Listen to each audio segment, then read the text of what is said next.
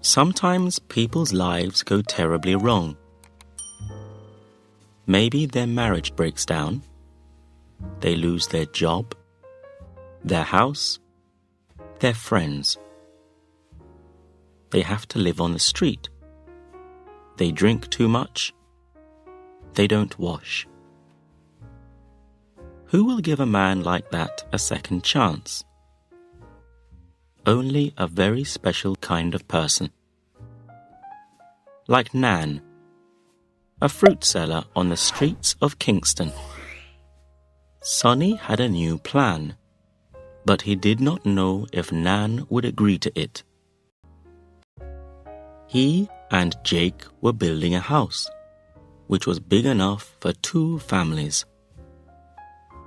And one day, they decided between them that Sonny's ex-wife Tanya and his children should have it.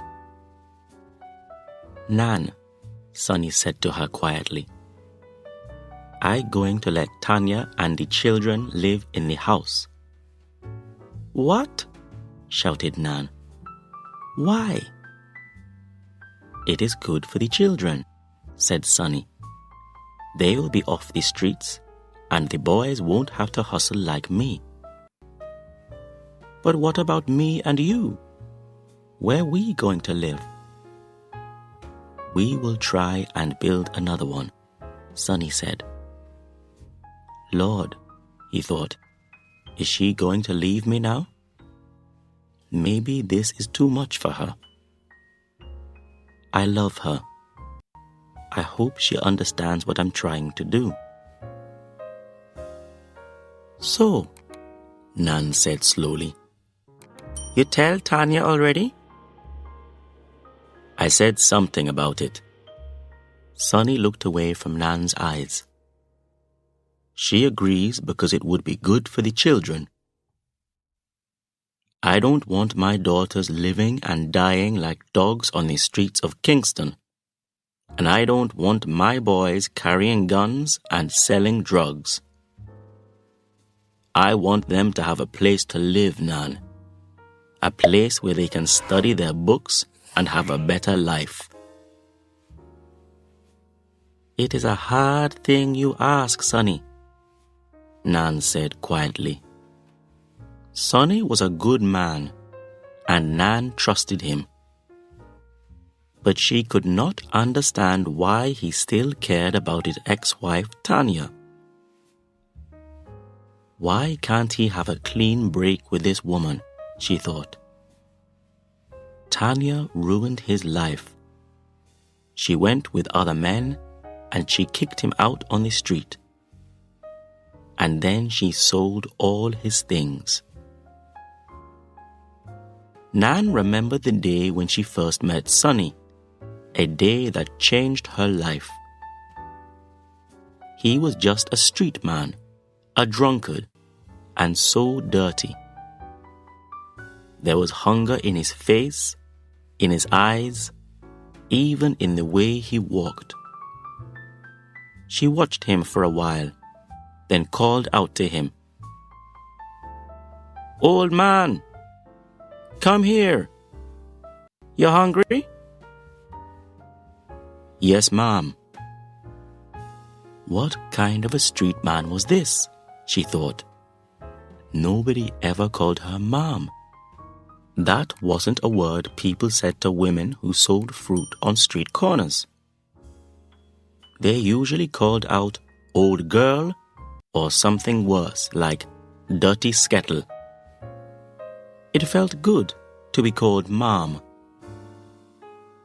She took some of her fruit and gave it to him. "Thank you, miss," he said. "I'm very grateful."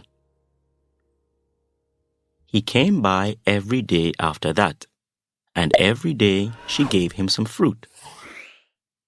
Then one day, she took him to the church on Harbour Street, which helped street people with their drink problems. They agreed to help him and took him in. 2 months later, a clean, tidy man in a light brown suit stopped by her stall and said, "How are you, madam?" He gave a big smile, showing his white teeth. "Here's something for you," he said, and held out 2 $1,000 bills. "Thank you," Nan said. "But why are you giving me so much money?" "You helped me when I needed someone," he said quietly. "You brought me back to life." Nan stared at him, not understanding.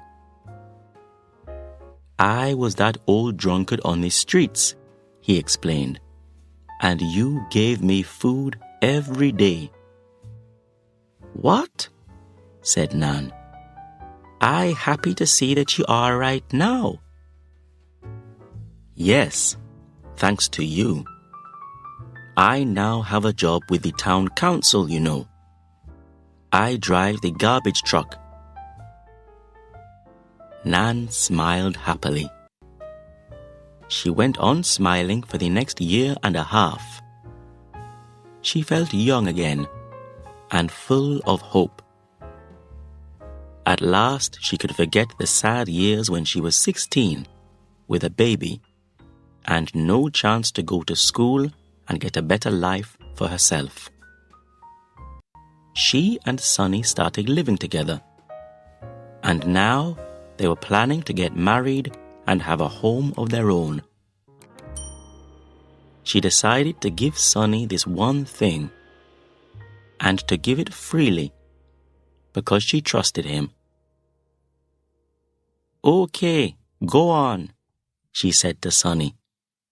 "Let them live in the house, and we will work together to build our own." Sonny put his long arms around Nan's comfortable body and pulled her close. He understood what she was saying, that she trusted him, that she was strong enough to wait. He put his mouth close to her ear and whispered, "Thank you."